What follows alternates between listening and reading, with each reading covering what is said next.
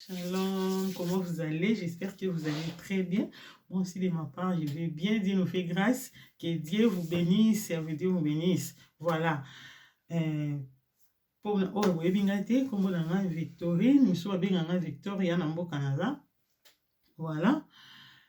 Na sala ba émission ebele, to sala ba émission ya cuisine, to sala ba émission ya ba témoignage ya batou, ba pesaka. Dans ça, on a fait mission par parole d'encouragement, tout la exhortation et mikosi. Voilà. Et en gros, nous avons bâti à cœur, tout partager nos bino, passage au atteint à cœur, pour la méditer qui est l'eau, n'a tongo n'a 5 heures, message au Yonzambe, atteint à cœur, n'a partagé, n'a bandeko et belé. Et en gros, on sait en place aux alliés, ils allaient disposer vraiment, il y a un message où peut-être est concerné, message où peut-être est concerné bisognoso pour na tokangolama. Voilà. Il y a un toujours un message na biso, il y a un kodalelo, mais avant nyonso, toujours tika tango na maboko na nzambe parce que yindi mutu alobelaka biso, tolobana na makasi na biso te na maïda na biso te, mais Seigneur nde molimo na ye mosantu a utiliser na biso pour na koloba na part na ye. Voilà. Ya mwana kanga miso nisiko zali, tous attendons qui a prier pour na parole na biso. Jésus le roi des rois, oh, alléluia. Jésus le roi des rois, les seigneurs des seigneurs. Comment ne pas t'adorer Jésus, alléluia. Jésus le roi des rois, les seigneurs des seigneurs. Pourquoi ne pas te louer mon Dieu, alléluia. Jésus le roi des rois, les seigneurs des seigneurs. Pourquoi ne pas te dire merci? Alléluia. Jésus le roi des rois, les seigneurs des seigneurs. Tendre Père, je te rends grâce au nom de Jésus. Na tomboli kombo na Yesu likwa ba kombo nyonso na moment oyo. Papa na tiki moment oyo na yiko partager parole na yo na bandeko na nga o bazolanda ngai Seigneur. Ya oyonde lobela biso, yonde utiliser nga puissamment Seigneur. Na kangi ngoya nyonso so confesser kombo Yesu te. Oyo so confesser Seigneur na ote Seigneur na sika o pe na moment oyo. Na déclarant mon nul et sans effet au nom de Jésus-Christ. Ba puissance nyonso ya mabe na nila na makila na Yesu. Pe na tiki tango ona maboko na Père. Lobela biso afin que tous allons édifier, afin que tous allons délivrer na kombo na Yesu Christ en Nazareth. Nyonso pour la gloire na yo. Merci cher Saint-Esprit, joie contrôle, utilisez puissamment au nom de Jésus-Christ. Amen. Amen. Voilà. Thème de biso, il y a les lots eza, la réclamation du créancier. La réclamation du créancier. Tu es bibision sur créancier, eza en français, créancier eza motu oyo azo donc a déficit et loco. A déficit et loco, yewana aza créancier. Donc tant que tu as déficit et loco, yewana aza créancier. Voilà. Alors, les lots oyo, thème na biso, ils ont réclamation du créancier. Donc, ba créancier, azo réclamer ni na vie na biso, pe créancier en mot, et loko nini oyo tozo devoir ye. To pe loko nini biso, toza na ngo ya ye, oyo azo réclamer na vie na biso, pour to pe sa ye, eza nini. Est-ce que toza na nyoma créancier, ya créancier wana, to te. Voilà, to tanga, na livre. Donc, on a dans Nzambe, la parole de Dieu, dans 2 Rois, chapitre 4, verset 1, na 6. Voilà. Donc, il donc, comme na 7. Voilà. Une femme d'entre les femmes des fils des prophètes cria à Élisée en disant, ton serviteur, mon mari, est mort, et tu sais que ton serviteur craignait l'Éternel. Or, le créancier est venu pour prendre mes 2 enfants et en faire ses esclaves. Élisée lui dit, que puis-je faire pour toi? Dis-moi, qu'as-tu à la maison? Elle répondit, ta servante n'a rien du tout à la maison qu'un vase d'huile. Et il dit, va demander au dehors des vases chez tous tes voisins, des vases vides, et n'en demande pas un petit nombre. Quand tu seras rentré, tu fermeras la porte sur toi et sur tes enfants. Tu verseras dans tous ces vases et tu mettras de côté ceux qui seront pleins. Alors elle quitta, elle ferma la porte sur elle et sur ses enfants. Il lui présentait les vases et elle versait. Lorsque les vases furent pleins, il dit à son fils, « Présente-moi encore un vase. » Mais il lui répondit, « Il n'y a plus de vase. » Et l'huile s'arrêta. Elle alla les rapporter à l'homme de Dieu. Et il dit, elle alla rapporter à l'homme de Dieu. Et il dit, va vendre l'huile et paye ta dette. Et tu vivras, toi et tes fils, de ce qui restera. Amen. Parole de Dieu, parole de Dieu, tu beteli nzambe maboko pona maloba na ye. Bien aimé, awa tomoni histoire oyo eza esalamaka esalamaki na vie ya mwasi moko azalaki veuve. Mwasi wana azalaki mwasi ya prophète ndenge liloba nzambe eyebisi biso awa. Mais mobali na ye wana akufaki, mobali wana atikaki baniongo, azalaki na baniongo. Tant mobali akufi, baniongo oyo azalaki nango bakolo baniongo tobengi bango ba créancier tout créancier aye sikoyo ko réclamer niongo na ye epa ya mwasi. Epa ya veuve oyo mobali akufaki, atiki na bana, nsoka mobali atikaki azalaki na baniongo, atiki baniongo, afutaki te, créancier aye ko réclamer. Créancier tango aye mwasi wana azalaki na mbongo te ya kofuta niongo wana, to pe toyebi te soki ezalaki mbongo to pe ezalaki eloko nini. Balobi kaka azalaki na niongo, azalaki na makoki ya kofuta niongo wana te. Créancier aye kozwa décision que akanga bana ya mwasi oyo na place ya niongo wana bandeko. Akanga bana bakoma esclave. Bien aimé, mwasi oyo amonaki eloko akosala te, akimaki epa mosali na nzambe, akendaki epa Élysée. Ntango akei epa prophète Élysée, ayebisi ye ke mosali na nzambe, mobali na ngai atikaki baniongo, epuis créancier wana aye po akanga bana na nga akomisa bango esclave. Oyebi ke mobali na nga azalaki kobanga nzambe.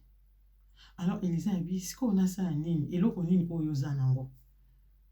Yayebisi Élysée ke naza na eloko te kaka huile moke na vase na ndako. Élysée ayebisi ye kende senga ba vase vide epai ya ba voisin na yo, epuis kota na ndako na yo, kanga porte yo na bana bana kotia ba huile na ba vase wana, zwa huile moke wana bana ko verser na ba vase wana, oyo kozala plein otia ngo à côté jusqu'à ce que eusila ko senga vase ya moke te, senga ba vase ya ebele, ba vase vide ya ebele. Alors mwasi oyo bandeko asalaki ndenge mosali na nzambe ayebisaki ye, ndenge mosali na nzambe aorientaki ye, akendaki atosaki, asengi ba vase ebele, ba vase vide, asengi yango ebele, atia na ndako, akangi porte ye na bana, ali babandi ko verser l'huile na ba vase. L'huile soki vase etondi batie pembeni. Ntango asengi mwana vase mosusu, ba vase esilaki po ezalaki ebele, l'huile pe esarrêté. Amemi ba vase ya huile wana akina mpa mosali na nzambe, alakisi ye mosali na nzambe alobi zwa ngo teka, futa niongo na yo, epuis oyo kotikala o vivre ngo na bana na yo. Mwasi oyo asalaki yango pe niongo na ye esilaki. Bien aimé, parole de Dieu est claire na kolobela biso à propos ya histoire oyo ndenge créancier abandé ko réclamer niongo na ye auprès ya mwasi oyo pe alobi azwa bana na place ya niongo. Bien aimé, ce qui totali bien spirituellement, mwasi oyo mobali na bandé ko banga nzambe, c'est qui azaki mosali na nzambe mais azaki na baniongo, akufi baniongo wana mokolo niongo ye ko réclamer, alobi azwa bana na ye na place ya baniongo wana. Peut-être pe baniongo yango azwaki dela kofuta ekokaki na mte, amikufeli avant, et celle qui tango dele na mo ekoki créancier ko réclamer. Parce que Bible aussi biso tango bana kufeli créancier aye. Peut-être pe dele na mo ekoka déjà, mais mobali o azaki na makoki te kofuta niongo na, mais azaki na volonté kofuta parce que moi sina lobi ke mobali ne abanga nzambe. c'est que azaki na volonté ofuta soit makoki ezalaki te ou soit moment date limite oyo batiaki ke po afuta niongo na emikokelaki te amikufeli. Me tala ndenge baye koreklame bana akanga bana na place ya baniongo bakomisa bana ba esclave bien aimé. Lelo oyo tozomona na vie ya bandeko ebele basituation ebele oyo tozovivre na se na moi oyo basituation ebele eza basituation moko osambela kobangaka nzambe ndenge mutu oyo prophète oyo azali kobanga nzambe. Mais eza na badomaine moko ya vie na yo oyo ezotenir te, donc ezosimba te. Opesaka baofrande, opesaka badime, okendaka église, ozangisaka te, oza mpe mokambi na kati ya église ndenge ndeko oyo azalaki prophète. Mais azalaki na baniongo. Osalelaka nzambe, osambelaka. Okomako komituna nzambe nasambela ndeni. Situation moko oyo ekangi yo oyo ezaki ezosila te. Okoza na domaine ya finance, makambo ezo avancé te, finance eza bloqué. Okoza na domaine ya kobota, stérilité là to moza muto sambelaka makasi po banga nzambe oza pe na problème mutu te. Okoza na msusu oya na Europe mukanda na yo ozora mukanda te oya kala. Osambelaka poza cadre na église mais mukanda oza mukanda te oza na identité moko to selaka mikanda bato. Donc yo pe oza condamné ke oza mukanda te. Mais na yo bonne nouvelle na tongo oyo. Bible aussi biso na Romains 8:1. Il y a donc aucune condamnation pour ceux qui sont en Jésus-Christ. En effet, la loi de l'esprit de vie en Jésus-Christ m'a affranchi à la loi du péché de la mort. Condamnation est ça pour nous oyambi Yesu Masia. Mais pourquoi vie na yo eza réclamé? Okozala msusu obalaka te, okomi da age eleki libala ezoya te. Ozoluka libala eza te. Msusu oza côté msusu osambelaka mais vie na bino na famille so boke mabala bozongaka na ndako ba parents bino nyonso oza ba divorcé. Mabala esimbaka te.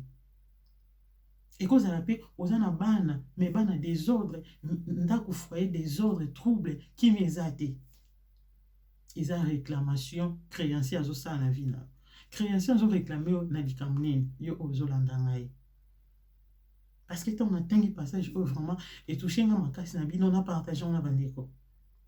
Po toza na moyen komona na boye physiquement boye te mais à travers internet nzamba sali grâce message ekokomela yo. Domaine nini ya vie na oyo ezosimba te. Okoma meme na kolelo banzambe est-ce que nga pena na sambela est-ce nzamba yoka mabondeli na ngai to yoka te. Domaine nini ya vie na oyo eza réclamé bien aimé. Moi je baki ko réclamer bana na ye. Mais moi oyo akimaki pa mosala nzambe. Peut-être yo pour le baki nga pe na sambela kana kendaka. O sambela ka bien sûr. Mais pourquoi solution ezoya te na problème wana? Peut-être par réclamant yo obela ka koza maladie. Donc maladie esili o ebeye, ozaka jamais tranquille, jamais ozaka bonne santé. Tout le temps maladie. Tout le temps kobela, bazo réclamer santé na yo. Bazo réclamer libala na yo, obala te, age kenda. Moi c'est kitoko. Oza pe na problème mutu te, mais ozo bala te, bazo réclamer, créancier zo réclamer libala na yo. Créancier zo réclamer vie na yo. Créancier zo réclamer okoma kana ba penser à kufa, okoma na posa mokili esila, okoma na posa ka kufa. Créancier zo réclamer vie na yo. Bien aimé. Tala domaine ya vie na yo eloko nini oyo wumeli omesana déjà na ngoko okomisa ngokutu net misusu ba maladie nanga misusu biso kutu boy aya na eka kotika bato okomisa domaine ya vie na yo oyo komisa ngo esimba te yo komisa ngo lokwa donc omesana no nango. Mais lelo na ko peso bonne nouvelle Yesu Masia azana makoki ya ko changer situation na yo. Il suffit yo oza na foi. Moi so le prophète atuneki oza na nini. Aïe prophète na zane loko te ka il mokie. Prophète aïe kende joa ba vase ebele tana ndako wana ko verset elwana. Bien aimé. Tant yozo e panzambe pour la situation na wana. Ozo présenter nini. Eloko oyo ko présenter nzambe eza mbongo te po nzambe basomba kana mbongo te. Eza mbongo te eza kondima. Kondima no mokie wana oza na ngolo kwa il mwaso azaki nango. Pour Bible esi biso Yesu alobi na ba disciple abi soko oza na foi mokie lokwa graine à sénévé okoloba na montano elongwa eke kobwaka na mai eko soko douter te na motema na yo ondimi oyo yo lobi ekokokisama ekosalama. Eloko nini yozo présenter nzambe pour situation no wana ezwa solution. présenter nzambe kaka foi moke oyo oza nango. Soki otia yango en action, okomona miracle na yo, okomona situation na ekochange bien aimé. Bazo réclamer vie na on na nini? Moi so ba réclamer ki ebana.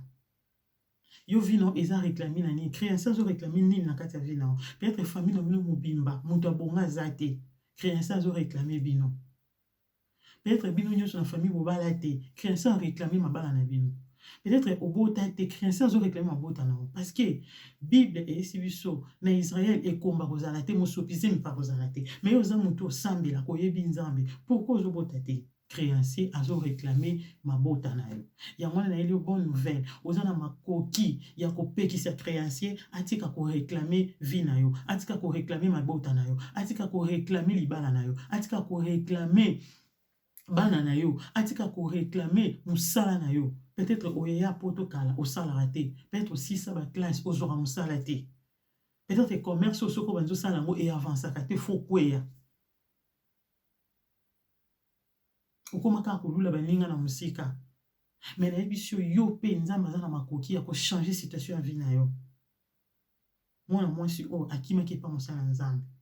Ah, Élysée azo symboliser image ya Jésus-Christ.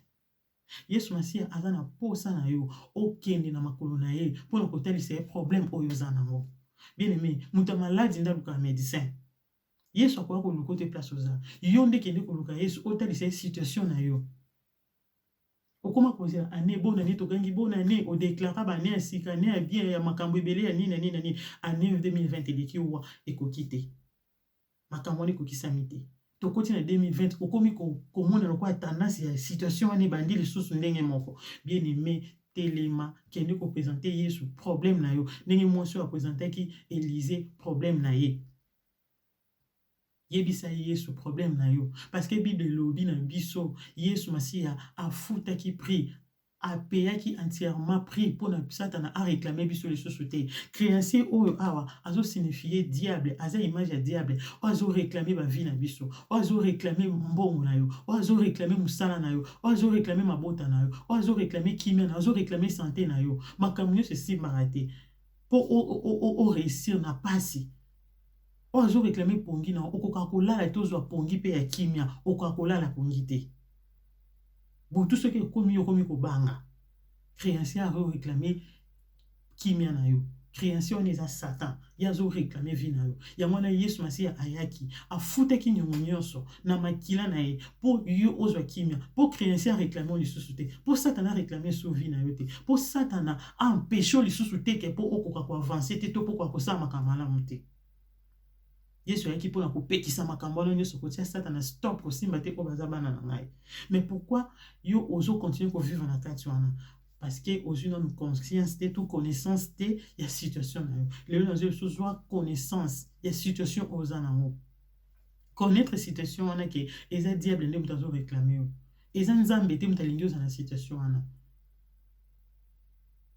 Zo prise de conscience ya état na yo, ya situation ozo passer. Il y a un moment où ils ont passé afin que ole la makolo ya Yesu. Ngai na bien aimé ceux qui n'ont pas le makambo parce que ngapi na vivant na kati moko wa makambo. Na yeba tant na ça makambo na ngai démarche ya voyage na nga na Congo. Na ki na ambassade na koti dossier. To kuta pe na ambassadeur. To solo li na signé pe ba papier apesa nga pona signé ba singa tel jour to bengo za visa. Tandis que jour ni kokina qui nous avisa boy muto asima yi dossier na nga ezate balongoli na tuna boy batie muto asika muto batie asika azo yi bakuto dossier na muto makuta bi na nga collègue de atikila ki dossier na nga te bakongo ki koluka dossier na nga ya koluka moko eze papier batuto komo kamo na batuto zaki na bon comment ambassade modèle ligno dossier muto boy bo classer muto ambassade ya mboka munene boy. Beaucoup de gens papier. Oh non, muto azaki na dossier na ye article ya biso dossier te. Bakangisi dossier wana. Ba isinge fo ya jour boy. Na jour wana be complication ekoti bien aimé. Viser comme bitumba. Na komi ko prier. Mais nazaki na conscience na mte ke réclamation ezali. Réclamation ezali ki na voyager te na zo visa te. Créancier ba ne ko réclamer. naye kokota bapriere naye si nzambe ebimisanga na nzela mosusu parceke yo ofungolaka nzela meme esika biso tozoyekana te ke nzela ekofungwama yo ofungolaka nzambe ekosala nga grâce afungoli nga nzela naye kodebarke na pays moko ya afrike awa ntango nakomi na pays wana afrike naye kokota mabondeli 3 jours ya jeûne et prière nabandi koprie na dernier jour mpo nasilisa na butu nango nalali nazolota place moko eza kwa zamba mutu moko azobenganga mutu yango aza frère moto ande kosambela ye na kongo wana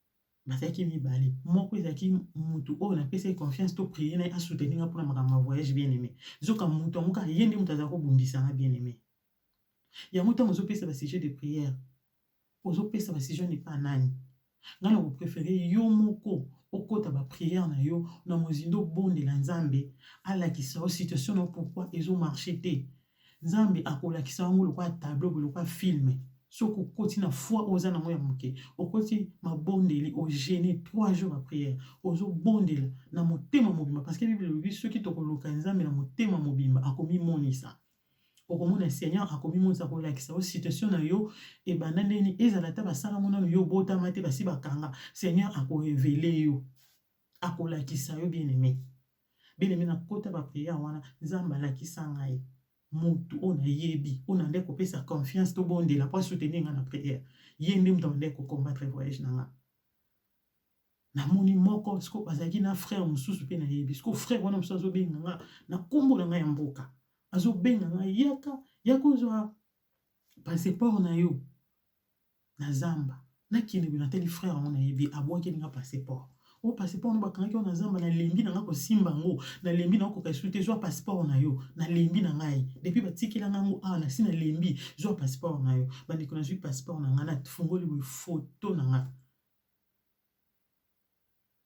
nalati elambo mpo na passeport wana nalataki elambo ewumeli foto mpo nakangaka ya passeport ezalaka nalataki elambo namoni elambo nalati na ndoto na foto na nga na identité na nga passeport na nga nabandi kosepela na bimi namoni elongi ya moto tobandi kosambela na ye asiliki atomboki poko bapesa nga passeport na sutu ko ezalaki na pongi bien aimé nakomisi nzambe nabandi koyembela na binzambe merci pour fungwela voyage na nga bien aimé eumelaki te kaka na mwa wana voyage na nga efungwamaki bato bayebi nde na voyage miraculeusement bazali mpe balandaka bavideo na nga témoignage oyo ya voyage na nga eza tellement molai na kati wana naya na kota Europe na kolota ndoto na mwa wana nzamba fungola donc voyage na nga babombaki wana nzamba mpo passeport eza nde tovoyageaka nango voyage eza soki oloti passeport soki olingi voyage donc passeport eza voyage bakangaki yango na zamba alors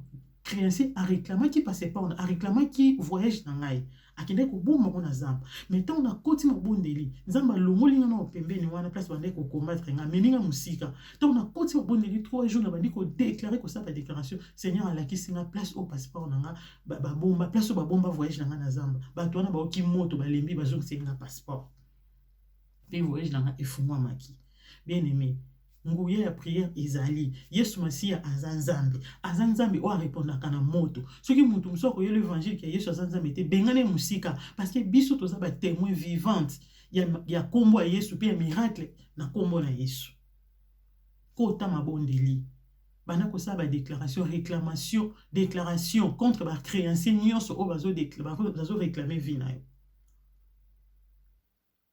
nzambe wana akokangola yo ndenge akangolaki mwasi oyo na nzela ya Élysée nzambe wana kofutela yo deja niongo mwasi oyo niongo ezalaki ya kofutama nanu te yango wana akendaki epa mosali na nzambe mpo niongo efutama me yo yesu masiya asafuta niongo na ye afuta niongo na yo plutôt na makila na ye asomba yo na makila na ye il nous a racheté pour Dieu par son sang toza racheté créancier aza na droit ya koréclame bavi na biso bien aimé créancier aza na droit te tala situation ni ya vie na yo oyo ezomarche te tala domaine nini peut-être libala peut-être mokanda peut-être mosala ozora musala te depuis Europe, ou soit en Afrique, ozora musala te, aussi ça va classe, mais aussi la raté, vie réclamation, na réclamation, ou quand ça le côté ekende, et là on sur ça il faut bitumara et tellement, bien aimé banda ko réclamer ce que le sang de Jésus, engager le sang de Jésus na ba domaine nyonso, benga reine ya Nzambe eya na ba domaine nyonso o ezo marcher te na vie na yo.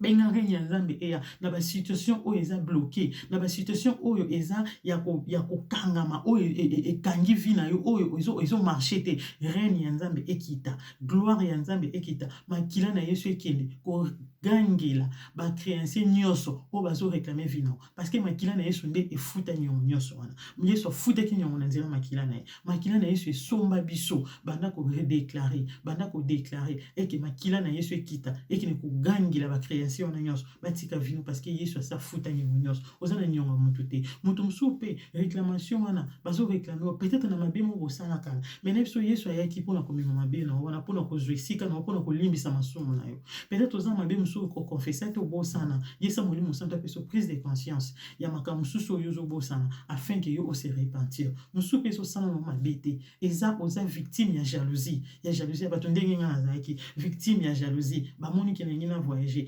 bandi ko bundisa bakeka na voyage na comme Nzamba mona ki na zaki victime ya jalousie na sele logote na bolingo na akende ko lakisa na place so batiaki voyage na récupérer voyage na kombo na Yesu ya mwana yo peta msoza victime ya jalousie bato basepeli tende Nzamba tombolio bato basepeli tende Nzamba memio en Europe bato basepeli tende Nzamba zo pambola na Afrique au partout dans le monde bakomi ko bundisa ko sala babiloko ko réclamer vie na yo Nzambe wana akokizala makoki ya kokende kobimisa yo esika bakunda yo ya ke kobimisa yo pa babombaki yo mususu pe bakoko na biso akala bandi kosala azwi biloko akunzi alobi ke mpona protection nzoka kokunda na ye azoyeba te apratike mamoko eza fétiche wana sali akunzi bino nyonso msusu olala olota kaka oza na Afrique ozongi na Afrique oza na ndako na bino ya kala place bozalaki oza na quartier na bino wana eza bakunda bino place wana alors banda ko déclarer kobela makila na Yesu ekene ko kota bisika nyonso bakundaki bino ekene ko kangola ekene ko détruire misana nyonso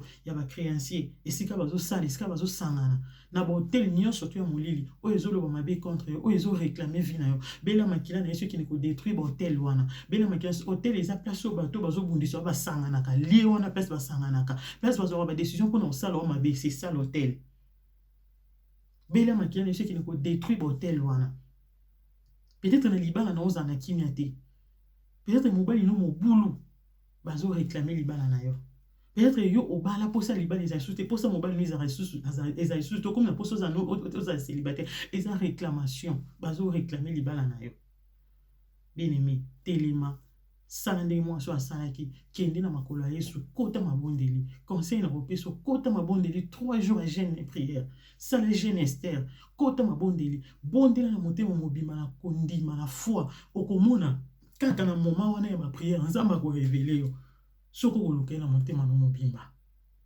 yango wana nazoki kosenga na yo okende ko bondela tozokende ko prier kopesa no Nzambe merci pour la parole na ye après tokende ko bondela pona ko détruire misana ya Satan o esalama ke ba vie na biso ya avancer te o esalama ke tolela nyonso o esalama ke yo okoka ko sala eloko moko te o esalama ke yo bala te obota te ozo mukanda te ozo musala te ozala ka bokufela ka bato na famille bato bakufaka lelo bokunzi o lelo bokunzi eza réclamation créancier zo réclamer ba vie na bino esengi ko bondela. Donc c'est ça, pour que ce qu'on coupe sans Nzambe. Merci pour la maloba na eko alobeli biso, ne a éveillé conscience na biso pour te comprendre que tout si to somba na makila na Yesu, créancier azana droite na vie na biso. Voilà. Merci Seigneur, nous te rendons grâce. Merci pour la parole na yo. Sois béni, sois élevé Seigneur. Merci pour te lever les biso. Merci papa pour te laxi biso te sauver la biso nyongo. Créancier azana droite na ma vie na biso. Sois loué, sois béni Seigneur Jésus. Osali na Yesu parce que tu as payé entièrement les prix pour te biso dozala libre, pour te vie na biso ezala épanoui, pour te vie na biso et avancer au Père éternel, pour vie ndeko na ngai ezala malamu pour être à jouir le bonheur, pour être à prospérer, pour être à la kimia, pour être à la bonne santé. Sois loué Seigneur, sois élevé mon Dieu mon roi, au nom de Jésus-Christ. Bien-aimé, si tu as qui ne la moto nazal et qui ne ziki ça. Balier de rencontre nyonso ya ba créancier o bazo ki ko déclarer ba vie na biso moto na nzambe ki ko tumba moto na nzambe ki ko détruire tinda moto na nzambe bonde la bien-aimé moto na nzambe ki ko zikisa misala nyonso tu ya satana banda ko bondela bien-aimé banda ko bondela moto na nzambe keni et détruire misala nyonso ya ba créancier esika nyonso basala ba réunion esika nyonso basala makita na bango esika nyonso bavandi moto na kombo na Yesu moto na kombo na Yesu belela makila na Yesu ekeni ko détruire botel nyonso o ba créancier basala pona ko réclamer ba vie na biso pona ko réclamer finance na yo pona ko réclamer musala na yo pona ko réclamer mukanda na yo pona ko réclamer mabota na yo pona ko réclamer libala na yo pona ko réclamer vie ya bandeko na yo banda ko tinda makila na Yesu banda ko engager le sang de Jésus tozo tia le sang de Jésus et détruire nyonso ba hôtel nyonso ya ba créancier esika basala ba hôtel na bango pona ko réclamer bien ba vie na biso pona ko réclamer bonheur na biso pona ko réclamer réussite na biso pona ko réclamer élévation na biso